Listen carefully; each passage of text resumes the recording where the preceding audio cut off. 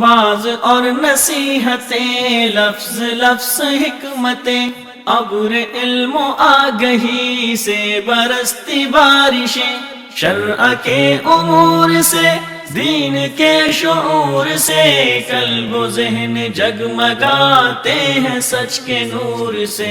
खुतबा-ए जुम्अतुल मुबारक।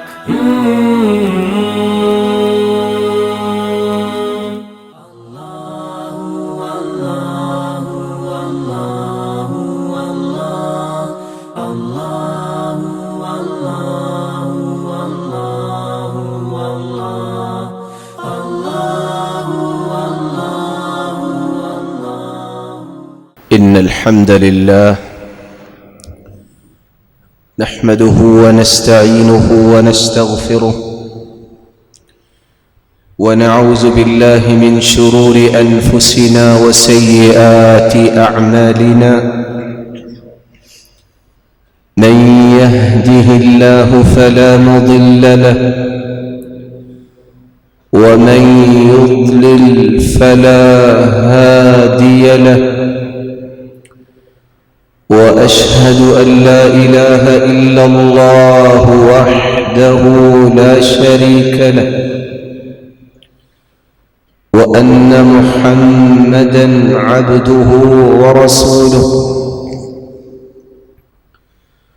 يا أيها الذين آمنوا اتقوا الله حق تقاته ولا تموتن إلا وأنتم مسلمون. يا أيها الناس اتقوا ربكم الذي خلقكم من نفس واحدة وخلق منها زوجها وبث منهما رجالا كثيرا ونساء.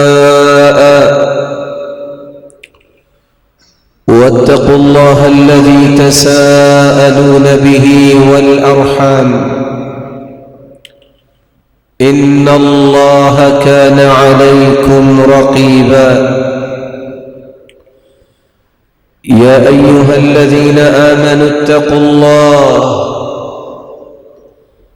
اتقوا الله وقولوا قولا سديدا يصلح لكم أعمالكم ويغفر لكم ذنوبكم.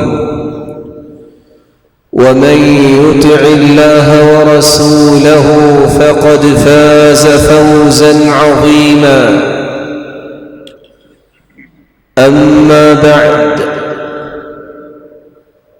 فأعوذ بالله من الشيطان الرجيم. أو يوبقهن بما كسبوا ويعفو عن كثير. وقال النبي صلى الله عليه وسلم: صلاح أول هذه الأمة بالزهد واليقين، ويهلك آخرها بالبخل والأمل. लायक़ तकरीम सामिईन मुकर्रम, अल्लाह रब्बुल इज़्ज़त हम सब के खालिक, मालिक और राज़िक़ है। मालिकुल मुल्क ने हमारी तख्लीक के बाद हमारी रुश्द व हिदायत के लिए कुरान मजीद को बतौर दस्तूर आइन बना के नाजिल किया है, और फिर इस दस्तूर और आइन की एक एक शिक को वज़ाहत के साथ पेश करने के लिए मुहम्मदुर रसूलुल्लाह सल्लल्लाहु अलैहि वसल्लम को हादी व मुर्शिद बना के भेजा। दस्तूर और आइन जहां अवाम को फैसिलिटेट करता है, वहां ये तंबीह भी करता है कि کہ اگر کسی قسم کا وائلنس کیا تو آپ کو یہ خمیازہ بھگتنا پڑے گا۔ شریعت اسلامیہ نے جو کہ قرآن اور حدیث ہے، اس نے بھی امت کے ہر فرد کو ایسے مہلک گناہوں کا اور برباد کر دینے والے گناہوں کا تعارف بھی کروایا ہے اور اس سے بچنے کی تاکید بھی کی ہے۔ رسول اللہ صلی اللہ علیہ وآلہ وسلم نے کن گناہوں کو مہلکات کہا ہے، کن گناہوں کو موبقات کہا ہے۔ موبقات ایسے گناہوں کو کہتے ہیں جو انسان کو دنیا اور آخرت میں ذلیل کر دینے والے گناہ ہیں، ہلاک کر دینے والے گناہ ہیں، انسانی زندگی اور آخرت کو خطرات میں ڈال دینے والے گناہ ہیں،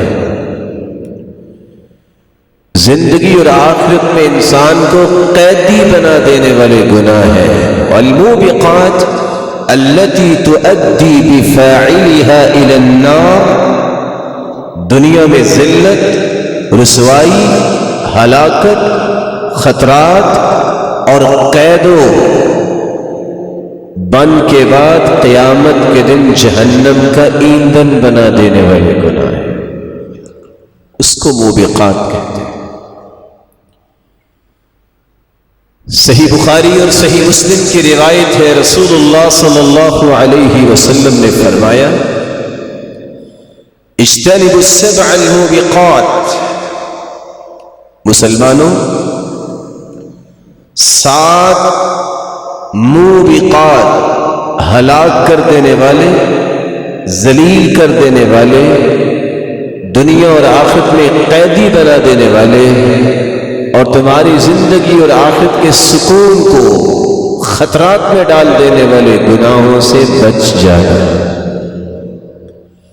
الاشراک باللہ، وہ 7 گناہ کون سے ہیں؟ شرک کرنا، والسحر، جادو کرنا، وقتل النفس التي حرم اللہ الا بالحق، کسی جان کو ناحق قتل کرنا، وَأَكْلُ الرِّبَا، سود کھانا، وَأَكْلُ مَالِ الْيَتِيمِ، یتیم کا مال کھانا، وَالتَّوَلِّي يَوْمَ الزَّحْفِ، دشمن کے سامنے سے میدان چھوڑ کے بھاگ جانا، وَقَذْفُ الْمُحْصَنَاتِ الْمُؤْمِنَاتِ الْغَافِلَاتِ، پاک دامن، بھولی بھالی پاکیزہ عورتوں پہ تہمت اور الزام اور بہتان لگا۔ رسول اللہ صلی اللہ علیہ وسلم نے فرمایا، 3 منجیات و3 مہلکات، 3 قسم کے اعمال انسان کو نجات دیں اور 3 قسم کے گناہ ہلاکت میں لے جائیں گے۔ اما المنجیات، کون سے اعمال صالحہ ہیں جو آپ کو دنیا اور آخرت میں نجات کی راہ پہ گامزن کریں گے؟ خشیت اللہ فی السر والعلانیہ، آپ اکیلے ہیں، آپ دنیا کے سامنے ہیں، آپ کی خلوتیں اور جلوتیں دونوں خوف الہی سے مزین ہوں۔ خشیت اللہ فی السر والعلانیہ، آپ کی خلوت و جلوت میں خشیت الہی غالب ہے۔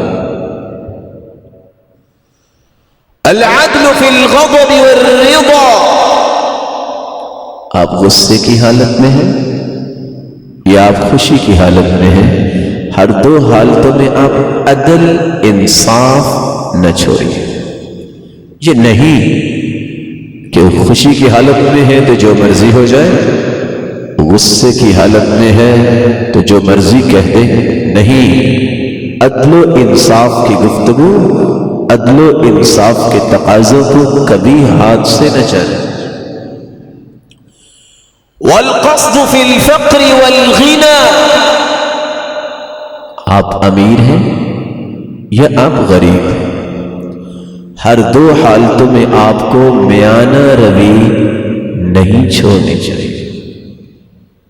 مال یہ اللہ کی نعمت ہے، اس کا صحیح استعمال کرو، زیادہ بھی ہے تو اس کو میانہ روی سے آگے نہ لے جاؤ، ضائع نہ کرو، ضرورت پوری کرو۔ یہ نہیں ہے کہ آپ کے پاس تیل زیادہ آ گیا ہے تو دیواروں پہ لگانا شروع، ضائع نہ کرو، بخل بھی نہ کرو، اسراف بھی نہ کرو۔ یہ تین چیزیں جس شخص کو نصیب ہو جائیں، ہر وقت نجات کی راہ پہ رہتا ہے۔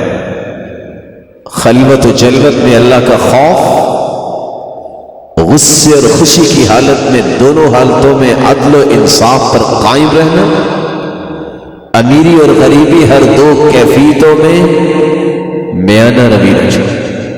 وأما المهلكات فإعجاب المرء بنفسه، ہلاک کر دینے والے گناہوں میں سب سے پہلا گناہ جو ان تین چیزوں میں اللہ کے رسول نے بیان کیا ہے، اعجاب المرء بنفسه۔ کیا مطلب اعجاب المرء بنفسه؟ کوئی شخص اپنے آپ کے بارے میں یہ گمان بٹھا لے کہ میرے جیسا تو دنیا میں ہے ہی کوئی نہیں، میرا تو لسانی، میرا تو کوئی مقابلہ کر ہی نہیں سکتا، میرا لینتھ ایکسپیرینس، میرے تجربات اور خبرات، میری عقل و دانش اور میری دانائی کسی کے پاس نہیں ہے۔ اسی شریعت نے یہ لفظ بولے ہیں، لو لم تذنبوا، اگر زندگی میں کب کوئی بھی گناہ نہ کرو، تمہارے گنہگار ہونے کے لیے اتنا ہی کافی ہے کہ تم اعجاب المرء بنفسی، اپنے آپ کو دنیا سے انوکھا سمجھنے لگے، کوئی گناہ بھی نہ کرو، یہی کافی ہے تمہاری ہلاکت کے لیے گناہ کہ تم نے اپنے آپ کو ایک ایسے دعوے پہ قائم کر لیا ہے جو دعویٰ دنیا میں کوئی نہیں کر سکتا۔ یہ اللہ نے انبیاء کو ہی یہ شخصیات دی ہوتی ہیں کہ اللہ ذوالجلال کے پیغمبر کی زبان اطہر خود بیان کرتی ہے، جب بھی کسی نبی کو اللہ نے مبعوث کیا ہے تو قوم کے سب سے اعلیٰ انسان کو نبی بنایا، وہ یہ کہہ سکتا ہے کہ میرے جیسا ہے۔ وَهَوَى الْمُتَّبَعَ، ہلاکت کا دوسرا عمل، خواہش بھی اپنی ہو اور اس خواہش کا غلام بن جائے، نہیں اس کے سامنے قرآن و حدیث کے دلائل کی کوئی قیمت، ایک کی بجائے 10 آیتیں سنا دے، ایک کی بجائے 10 حدیثیں سنا دے، اس کی خواہش ہے، اس کا غلام بن گیا، اس کا قیدی بن گیا، اس کا مرید بن گیا۔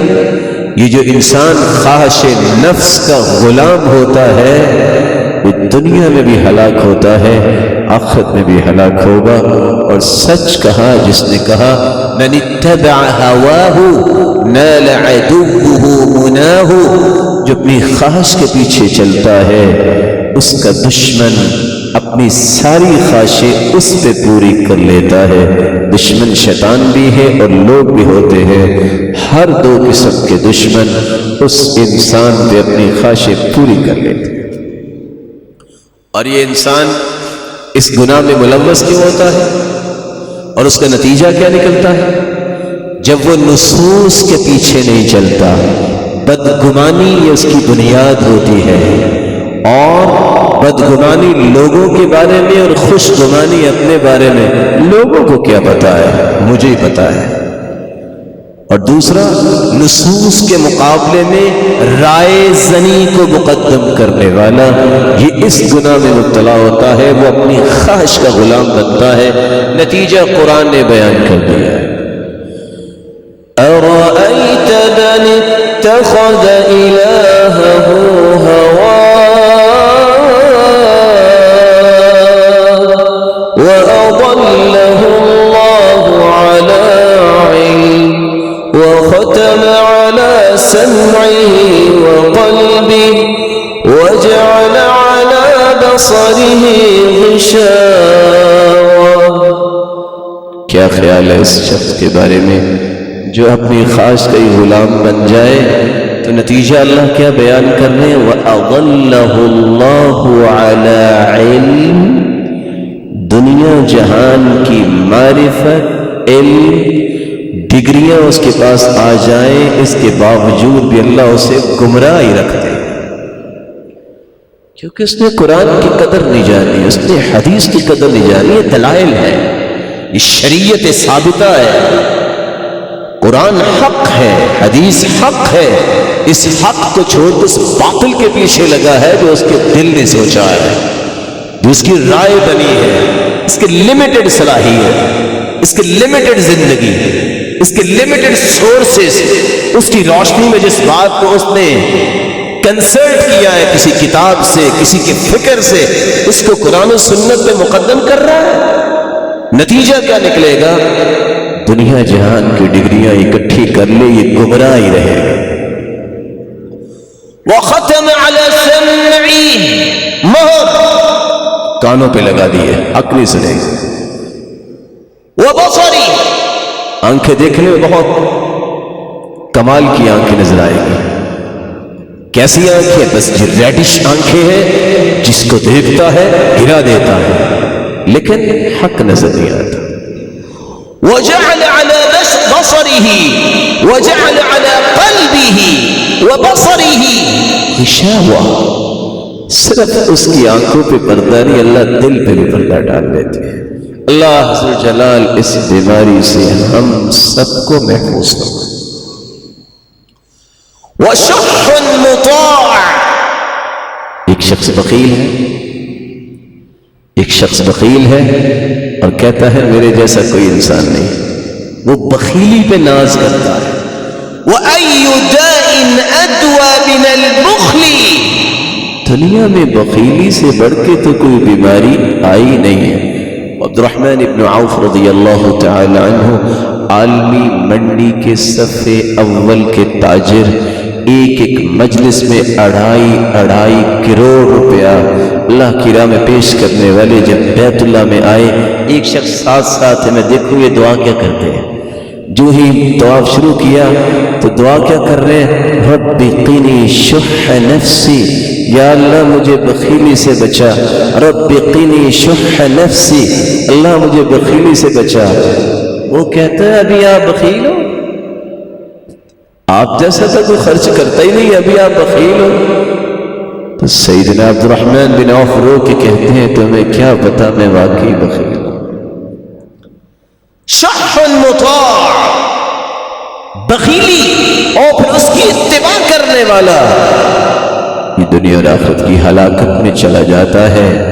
اسی لیے رسول اللہ صلی اللہ علیہ وسلم نے فرمایا تھا صحابیہ کو، لا توعی فیوعی اللہ علیکی، لا توکی فیوکی اللہ علیکی، گن کے نہ دیا کرو، رب گن کے ہی دے گا۔ جس طرح تم بغیر حساب کے دو گے، اللہ بھی بغیر حساب کے دے گا۔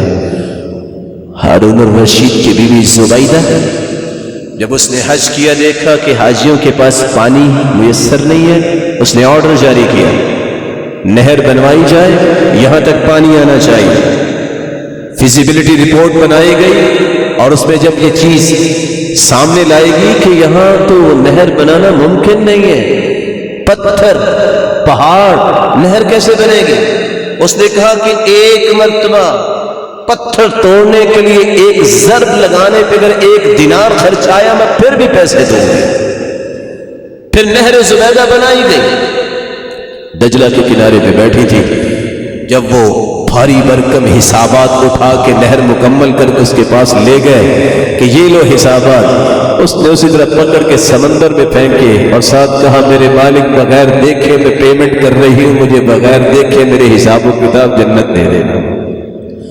لا تعی فیعی اللہ علیک, گنو نہیں رب بھی گن کے دے گا. رسول اللہ صلی اللہ علیہ وسلم نے اس حدیث کے اندر 3 ہلاک کر دینے والے عمل بتائے ہیں.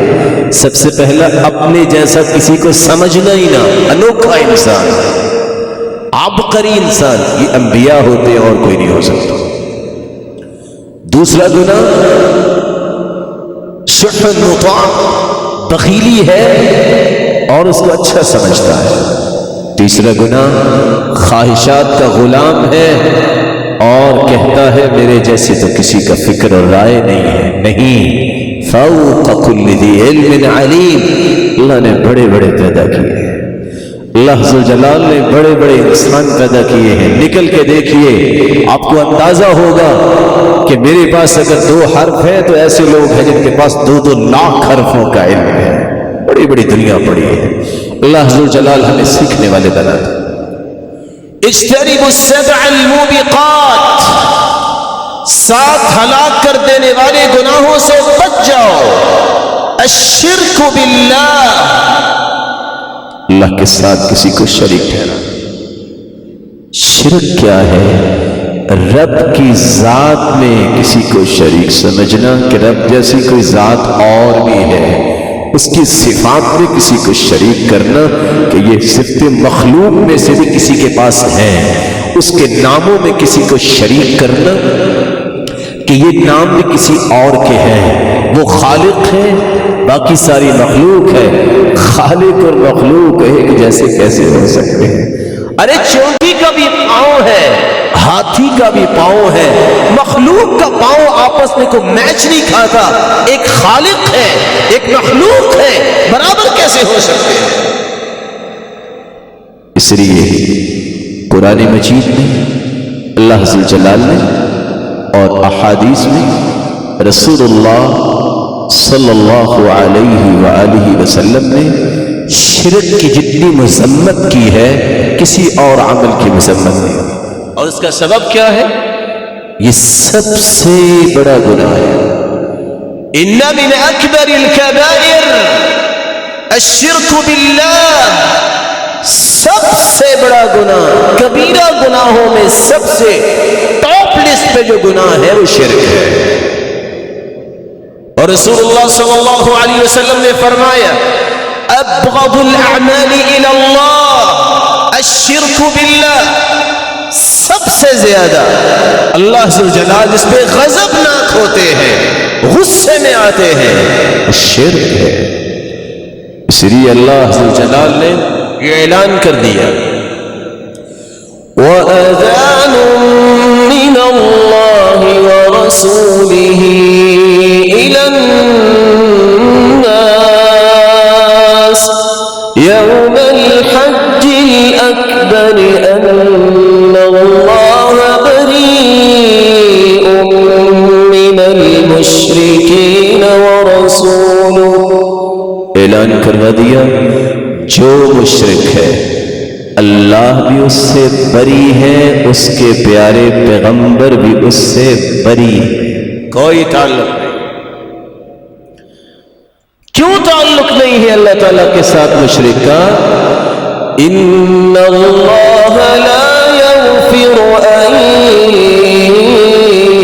یشرک به ویغفر ما دون ذلك لمن یشاء. اللہ تعالیٰ شرک کو معاف نہیں کرے گا. مشرکین مکہ اور آج کل کی دنیا کو تھوڑا سا کمپیریٹیولی چیک کیجیے. صحابہ بھی طواف کرتے, مشرکین بھی طواف کرتے. وہ مشرک اور یہ مومن کیوں؟ صحابہ بھی قربانی کرتے, مشرک بھی قربانی کرتے. وہ مشرک اور یہ مومن کیوں؟ صحابہ بھی صفا مروہ پہ جاتے, مشرک بھی صفا مروہ پہ جاتے. پھر بھی وہ مشرک، کام تو یہی کرتے تھے۔ وجہ صحابہ کی بھی داڑیاں تھیں سنت سمجھ کے، ابو جہل نے بھی یہ کام کیا ہوا تھا، لیکن وہ کفر کا سرغنہ پھر بھی رہا۔ کیوں؟ صحابہ بھی اعتکاف بیٹھتے، جاہلیت کے اندر اسلام سے پہلے وہ بھی اعتکاف کی نیت کرتے، غلام آزاد کرتے، صدقہ کرتے، صلہ رحمی کرتے، یہی کام صحابہ بھی کرتے۔ یہ مومن کے مومن، وہ مشرک کے مشرک۔ سبب کیا ہے؟ راز یہ تھا، مسلمان اس لیے صلہ رحمی کرتا ہے، اس لیے وہ صفا مروا پہ جاتا ہے، اس کے رب نے حکم دیا اور طریقہ محمد مصطفیٰ کا دیا۔ انہوں نے اپنی مرضی سے کیے وہی کام جو نیکی کے ہیں، لیکن رب کو مانا نہیں ہے۔ جو ماننے کا حق تھا تو اللہ کے پیغمبر کو تسلیم نہیں کیا۔ مگر نا دلائل سے ہم کسی دن ثابت کریں گے کہ کون سا عمل ہے جو مشرک نہیں کرتے تھے۔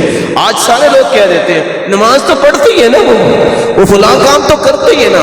بڑا اچھا اخلاق ہے ان کا، اخلاق وہ ہے جو محمد مصطفیٰ نے سکھا دیا ہے۔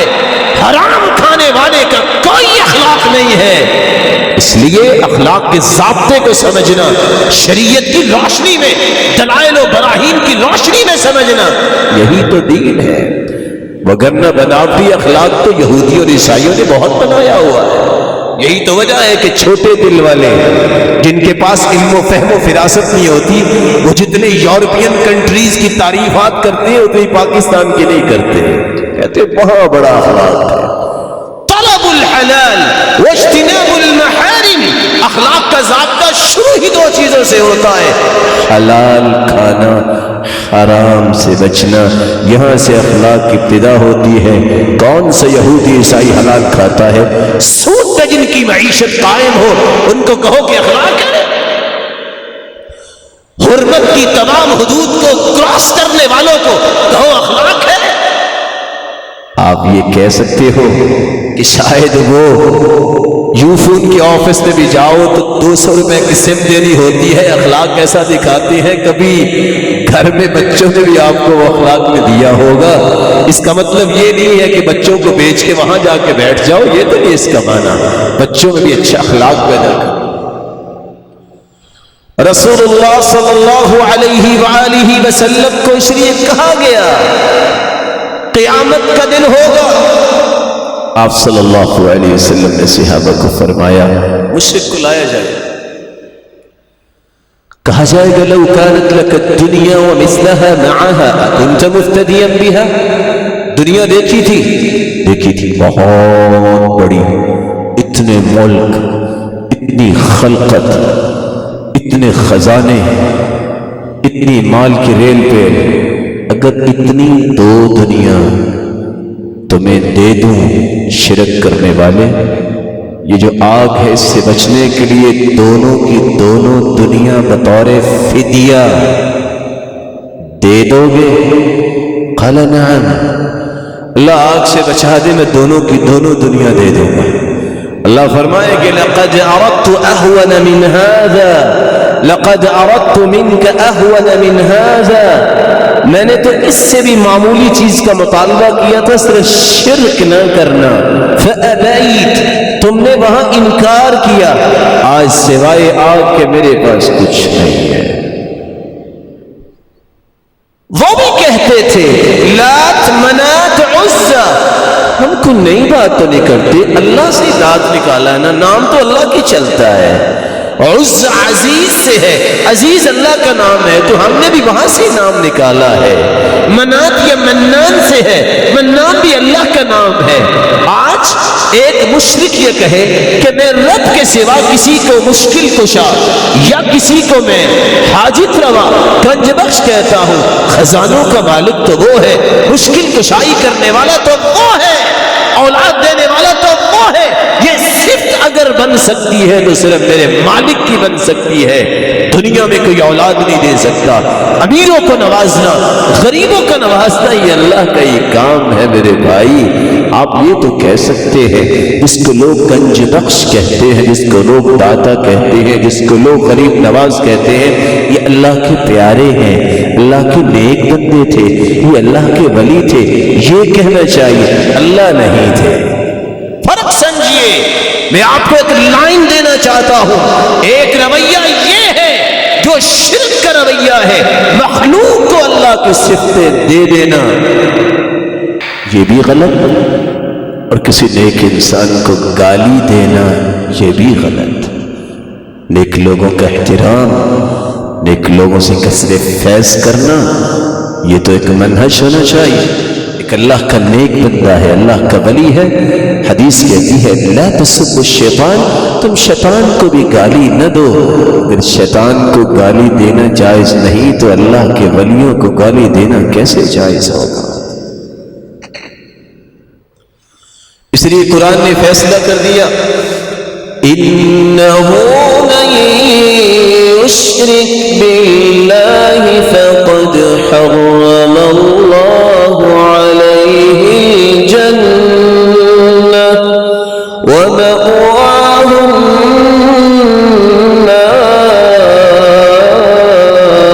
النار وما للظالمين من أنصار۔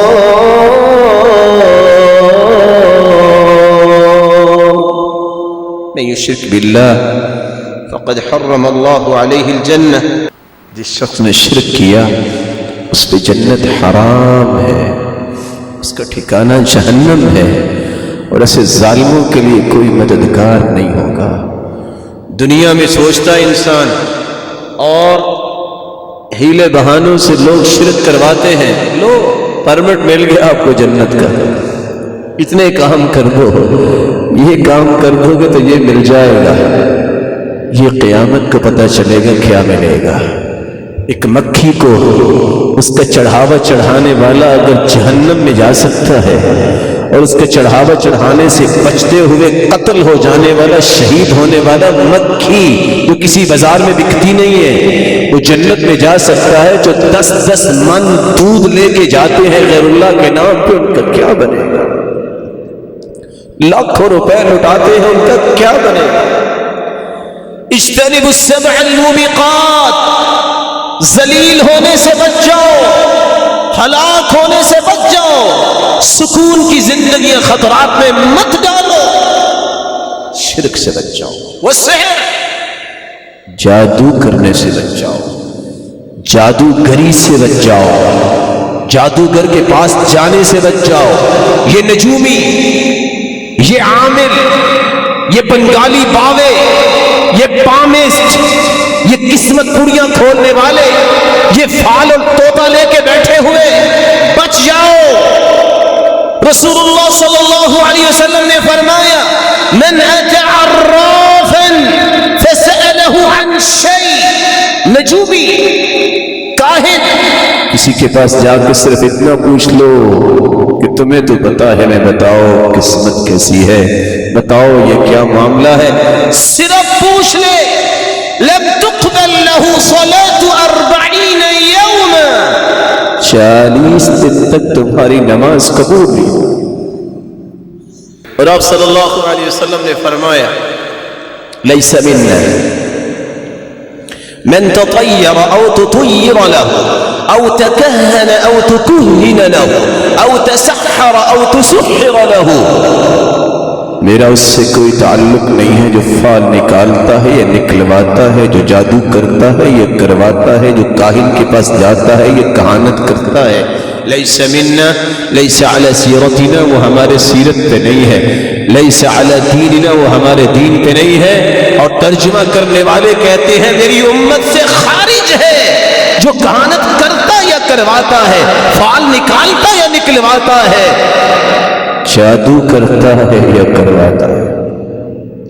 اور آپ صلی اللہ علیہ وسلم نے ایک اور بات کہہ دی من اتى عرافا او کاہنا فصدقه بما يقول، جو کسی کاہن کے پاس جائے، کسی نجومی کے پاس جائے، او اتى امرأته حائضا، جو کسی حائضہ عورت جو شخص اپنی بیوی حیض کی حالت میں ہے اس کے ساتھ پھر بھی ہم بستری کرتا ہے، او امرأتہ دبرا، اگر شرعی طریقے سے نہیں غلط طریقے سے اپنی بیوی کے پاس جاتا ہے، فقد کفر بما انزل علی محمد صلی اللہ علیہ وسلم، نجومی کی بات ماننے والا، جادوگر کی بات کی تصدیق کرنے والا، حائضہ عورت غیر شرعی طریقے سے اپنی ضرورت کو پورا کرنے والا ادھر تصدیق کاہن کی کرے گا، ادھر یہ عمل کرے گا،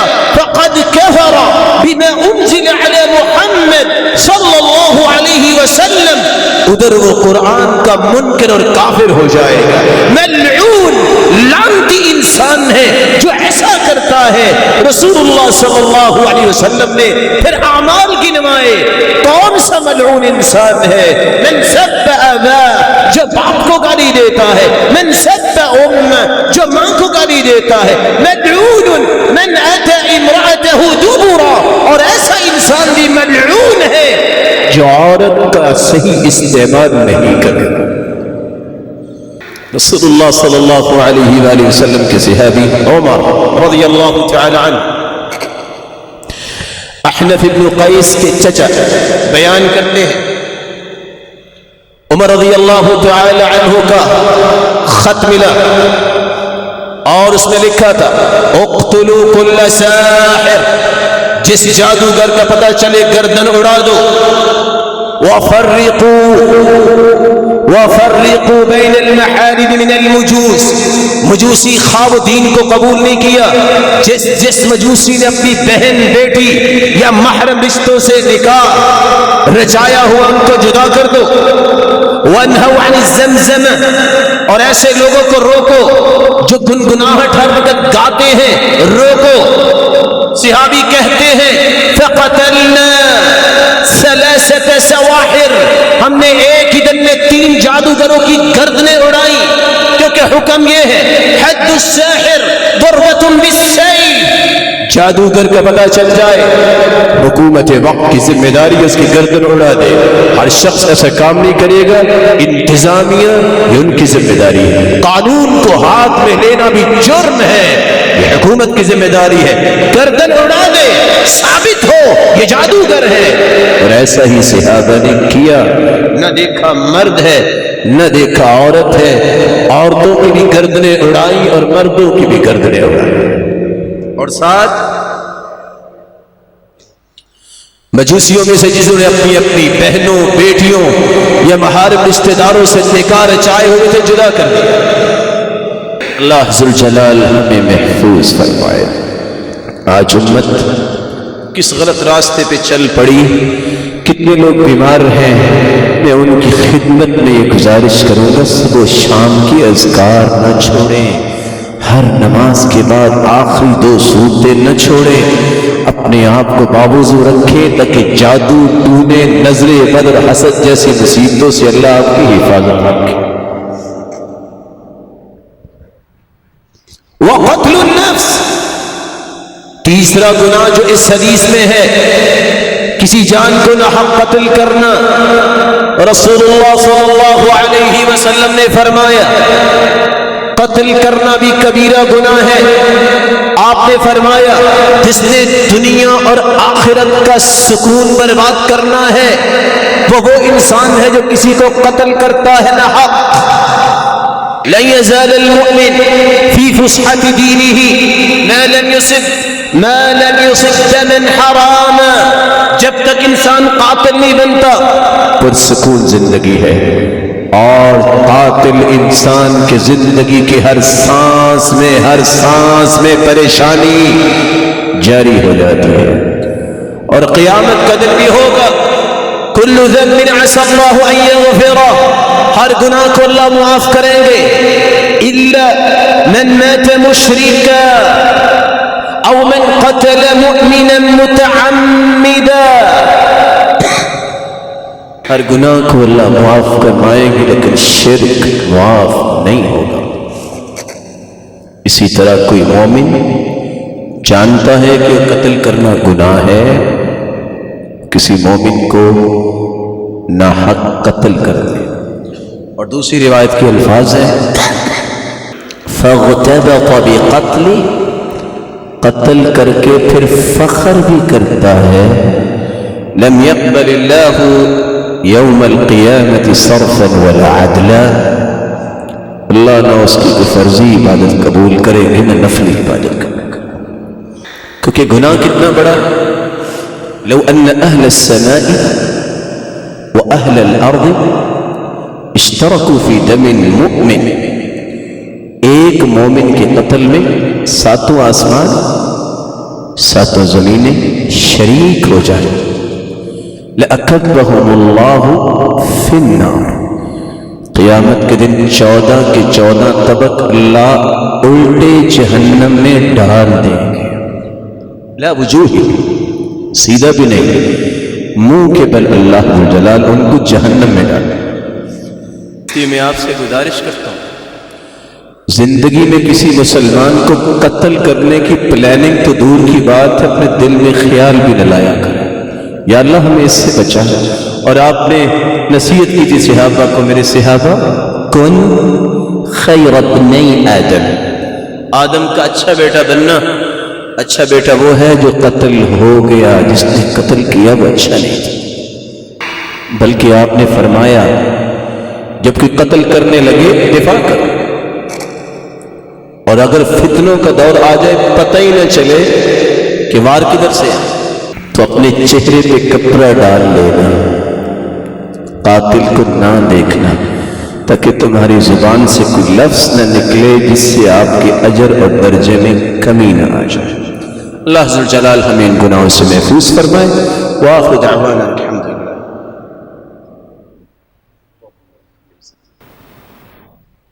अल्हम्दुलिल्लाह अला इहसानिही वश्शुक्रु लहु अला तौफीक़िही व इम्तिनानिही, अम्मा बअद। रसूलुल्लाह सल्लल्लाहु अलैहि वसल्लम ने इस हदीस मुबारका में 7 गुनाहों का तज़किरा किया है। शिर्क, जादू और किसी को नाहक कत्ल करना, और चौथा गुनाह सूद खाना। आप सल्लल्लाहु अलैहि वसल्लम ने सहाबा किराम को समझाया, मा अहदुन अक्सर मिनर रिबा, कोई शख्स भी सूद की वजह से माल बढ़ता देखता है, इल्ला आक़िबतु अम्रिही इला क़िल्ला, फौरन हलाकत की तरफ इसका सफर शुरू हो जाता। बल्कि आपने फरमाया, दिरहम रिबा अशद्दु मिन 36 ज़निया, 36 मरतबा बदकारी करना जितना उसका गुनाह है, उसके बराबर 1 दिरहम सूद के खाने का भी उतना ही गुनाह। बल्कि आपने फरमाया, सूद के 72 गुनाह हैं या 72 दरवाजे हैं। अदनाहा इत्यानु रजुल उम्मह, सबसे छोटा गुनाह सूद का उतना है कि कोई अपनी माँ से जिना करता है।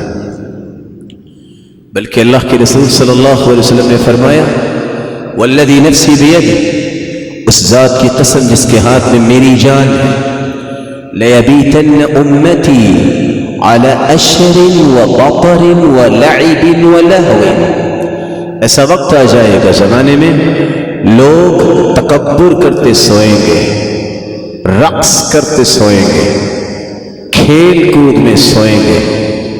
फयुस्बिहु क़िरादा व खनाज़ीर, सुबह उठेंगे कोई बंदर बन चुका होगा, कोई खिंजीर बन चुका होगा। क्यों?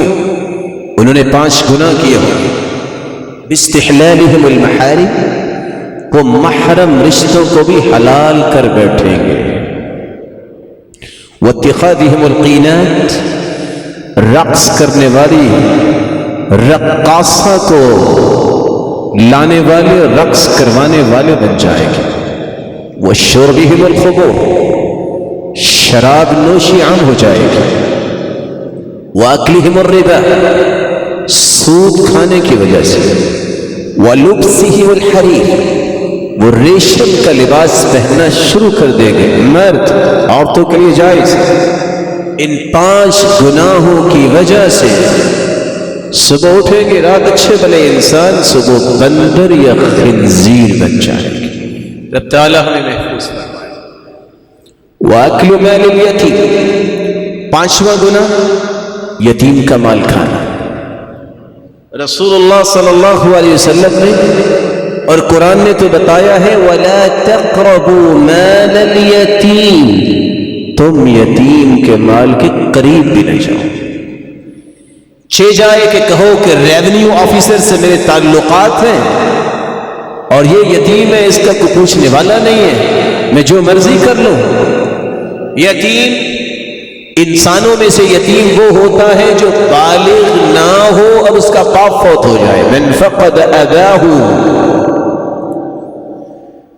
حیوانوں میں سے یتیم وہ ہوتا ہے من فقد امہ، جس کی ماں فوت ہو جائے۔ پرندوں میں سے من فقد ابوائی، جس کی ماں اور باپ دونوں مر جائے، اس کو یتیم کہتے ہیں عربی۔ یتیم کا مال کھانا تو دور کی بات، حکم ہے وَلَا تَقْرَبُوا مَالَ الْيَتِيمِ، یتیم کے مال کے قریب بھی نہیں جاؤ۔ بلکہ فرمایا، ایک شخص نے کہا میرا دل بہت سخت ہے، اللہ کے رسول نے فرمایا اطعم المسکین وامسح رأس الیتیم، دل کو خوبصورت بنانا چاہتے ہو، یتیم کے سر پہ ہاتھ رکھو، اس کی کفالت کرو اور مسکینوں کو کھانا کھلایا کرو۔ بلکہ آپ صلی اللہ علیہ وسلم نے فرمایا ان الدنیا خاضرۃ حلوہ، دنیا دیکھنے میں بڑی خوبصورت ہے، چکھنے میں بڑی مزیدار لگتی ہے۔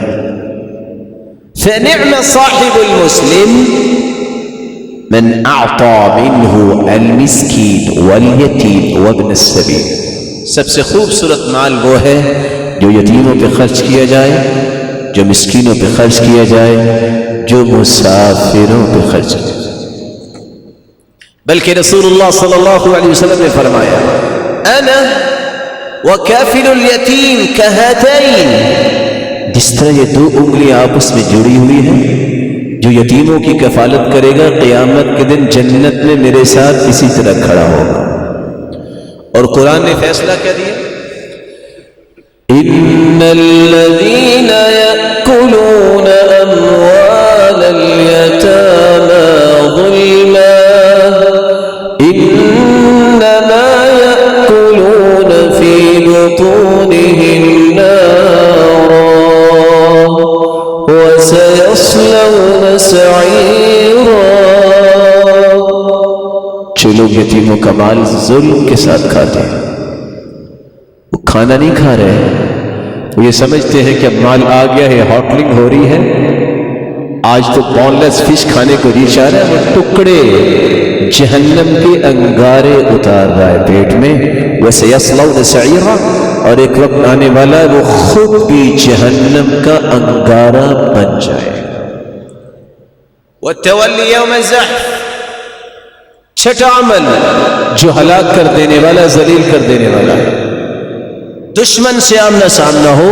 حکم یہ ہے لا تتمنوا لقاء العدو، دشمن سے ملنے کی خواہش نہ کرو، منع کر دیا شریعت نے۔ مت کہو کب مجھے موقع ملے دشمن کے سامنے جاؤں، لا تتمنوا، تمنا نہ کرو۔ فَإِذَا لَقِيتُمْ، اور اگر ایسا موقع بن جائے فَاسْبُتُوا، پھر ڈٹ جاؤ، میدان مت چھوڑو، کیونکہ جو میدان چھوڑے گا وَمَن يُوَلِّهِمْ يَوْمَئِذٍ دُبُرَهُ إِلَّا مُتَحَرِّفًا لِقِتَالٍ أَوْ مُتَحَيِّزًا إِلَى فِئَةٍ فَقَدْ بَاءَ بِغَضَبٍ مِّنَ اللَّهِ، دشمن کے سامنے بزدلی دکھاتا ہوا دوڑے گا، اللہ کا غضب لے کے بھاگے گا۔ وَمَأْوَاهُ جَهَنَّمُ، اس کا ٹھکانہ جہنم ہے۔ مومن بزدل نہیں ہوتا، مومن بہادر شجاع ہوتا ہے، اس لیے ایک مسلمان کی ذمہ داری ہے کبھی دل میں کسی کا خوف نہ پیدا کرے۔ آج میدان عمل میں ایسے لوگ موجود ہیں جو ہر وقت سلبی سوچ رکھتے ہیں، امریکہ یہ کر دے گا، پتہ ہے ان کے پاس یہ ہے،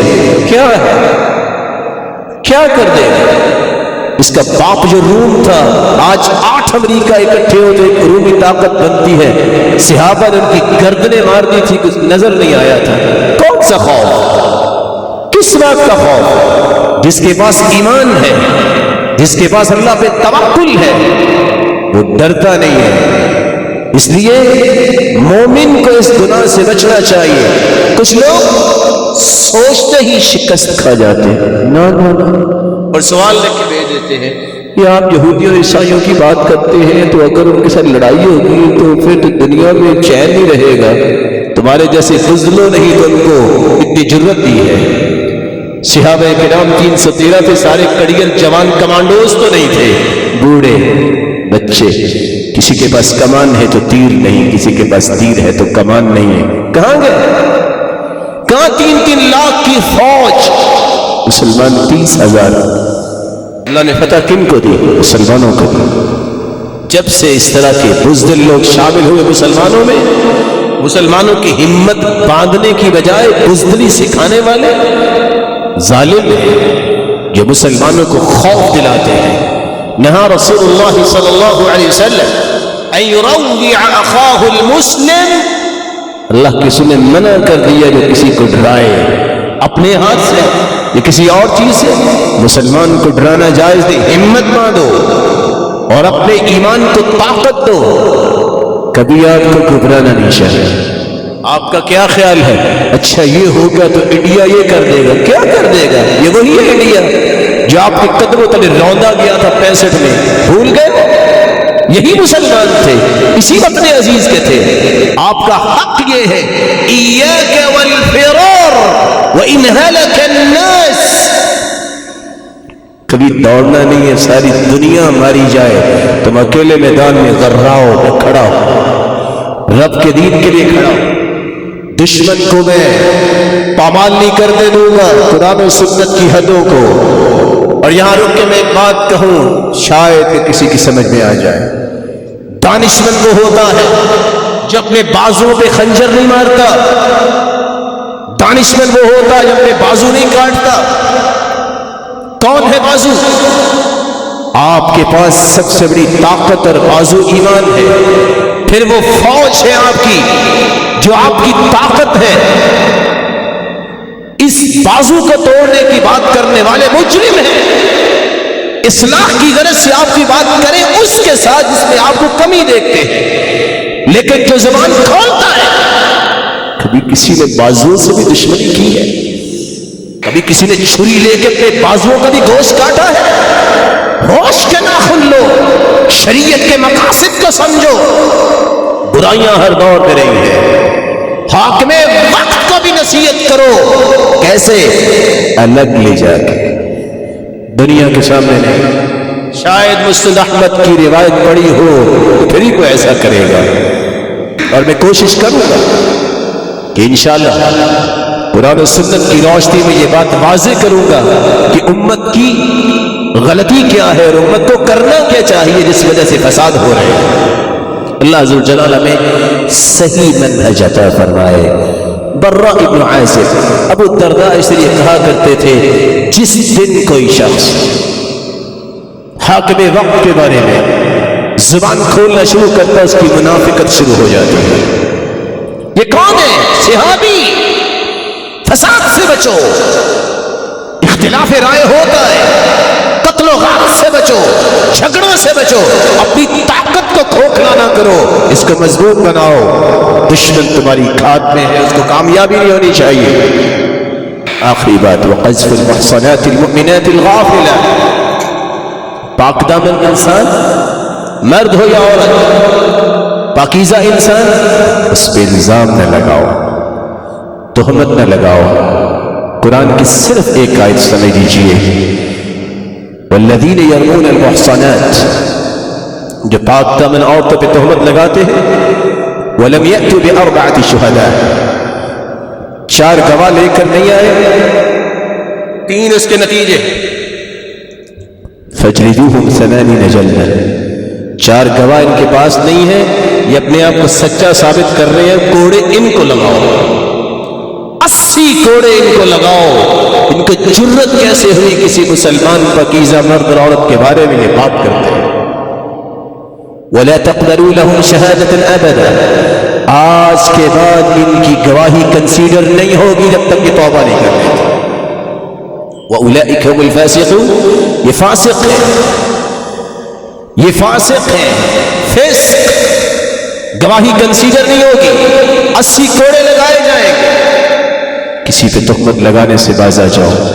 من قال فی مسلم ما لیس فیہ اسکنہ اللہ ردغۃ الخبال، جو کسی مسلمان کے بارے میں ایسی بات کہتا ہے جو اس میں ہے نہیں، اس نے ایسا نہیں کیا، اس کے بدلے میں اگر توبہ نہ کی تو قیامت کے دن جہنمیوں کے خون اور پیپ میں اللہ رکھیں گے اس کو، حتی یخرج مما قال، جب تک ثابت نہیں کرے گا وہاں ہی رہے گا۔ وَلَيْسَ بِخَارِجٍ، حدیث کہتی ہے نکل ہی نہیں سکے گا کیونکہ ثابت نہیں کر سکے گا۔ اللہ ذو الجلال ان گناہوں سے محفوظ فرمائے۔ ایک مرتبہ پھر سن لیجئے، شرک کرنا، جادو کرنا، کسی جان کو ناحق قتل کرنا، سود کھانا، یتیم کا مال کھانا، میدان جنگ سے بھاگ نکلنا اور کسی پہ تہمت اور الزام لگانا، یہ 7 گناہ اس حدیث میں بیان ہوئے ہیں۔ اور 3 گناہ آپ نے پہلے سنے، اپنے آپ کو دنیا سے انوکھی چیز سمجھنا اور اپنی خواہش کا غلام بن جانا اور بخیلی کو اچھا سمجھنا، یہ 10 گناہ ایسے ہیں جو انسان کو ہلاک کر دینے والے ہیں، ذلیل کر دینے والے ہیں اور اس کے سکون کو خطرات کی نظر کر دینے والے ہیں اور اس کو دنیا اور آخرت میں قیدی بنانے والے ہیں۔ رب تعالیٰ سے دعا ہے ہم سب کو ان گناہوں سے محفوظ فرمائے، اور جتنے یہ روشن چہرے بیٹھے ہیں رب تعالیٰ ان کو قیامت کے دن بھی روشن بنائے، اور جس طرح اے اللہ یہ تیرے گھر میں بیٹھے ہیں ان کو اپنی جنت میں بھی جمع فرما، اپنے محبوب کی رفاقت اور اپنے دیدار کا مستحق بنا۔ وآخر دعوانا